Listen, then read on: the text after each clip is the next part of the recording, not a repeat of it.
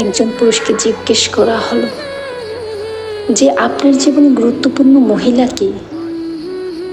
সে হালকা হেসে বলল, আমার স্ত্রী। অপর একজন আশ্চর্য হয়ে বললেন, বাকিরা তো সবাই মা বলেছে। এবার সেই পুরুষটি বললেন, হ্যাঁ, অনেকে বলতে পারে মা, তবে আমার মতে সে তো আমার মা। সে আমাকে জন্ম দিয়েছে,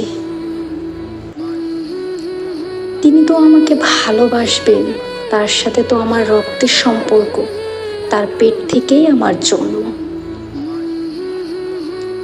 তবে আমার স্ত্রী, তার সাথে আমার কোনো সম্পর্ক ছিল না, তাও সে আমাকে ভালোবেসে আমার পাশে দাঁড়িয়েছে।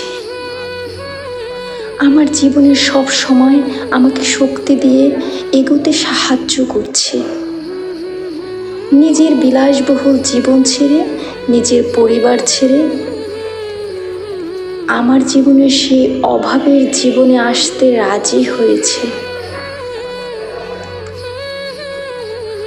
শুধু আমার ভালোবাসার কথা ভেবে।